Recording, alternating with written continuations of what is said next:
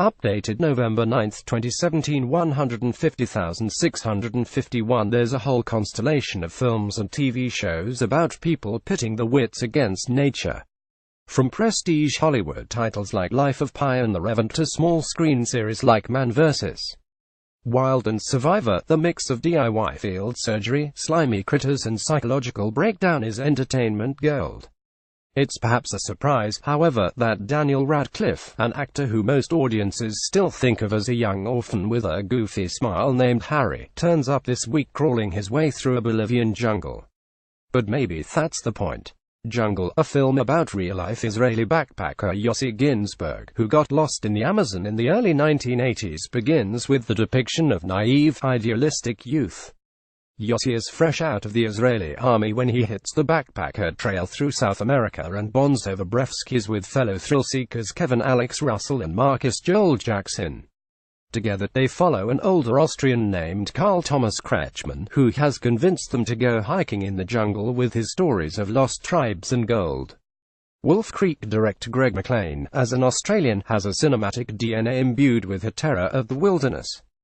Swapping the foreboding expanse of the outback for the claustrophobic maze of the Amazon, his film follows recent Australian thrillers like Here and Darcy Smith's Wish You Were Here and Kate Shortland's Berlin Syndrome that explore the overseas tourist trip gone wrong. Just like Berlin Syndrome's story about a sexual predator attempts to express deeper ideas about German wartime history and its traumatic repercussions, Jungle's story is also rich in subtext. Jungle stutters early, but does improve. Yossi's Jewishness, as a descendant of Holocaust survivors, is a key theme in the film. With a prayer book given to him by his late grandfather as his good luck charm, the Holocaust remains a recurring motif throughout the film, and although the idea of Yossi's survivor guilt is never made explicit, his desire to test himself in the rigors of a dangerous expedition seems like a way of measuring himself against the courage of his forebears. At least that seems to be the idea. Unfortunately, Radcliffe doesn't have the breadth to find a middle register between grim, action movie determination and boyish charm, and suggest the required psychological complexity. You could say HES still trying to find a way out of the career jungle post-Harry Potter, and the breakout adult role eludes him even here. The film's problems are evident from the beginning, as Justin Mongeau's script tries to lay out the complex dynamics between the four men. Who means what to who is difficult to understand as tensions brew. Signals become muddled and the pacing stutters.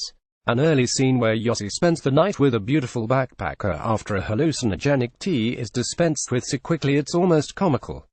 The film's second half is better, when Yossi finds himself alone in a nightmare of escalating disasters and body horror. In McLean's hands, the spectacle of Radcliffe dragging himself across muddy forest floors, lancing a giant boil on his head and pulling out a parasite, or sloshing around in white water is actually pretty fun. If only the film's impact wasn't hampered by lack of vision. Receiving significant support from a local funding bodies, Jungle is arguably McLean's most ambitious film so far, and like Berlin Syndrome, it's a notable attempt to take Australian genre filmmaking to a more sophisticated terrain. It doesn't quite arrive, but like Shortland, McLean is a talent who continues to evolve. Topics: film, movies, action, thriller films, arts and entertainment. Australia first posted November 9, 2017 144,757.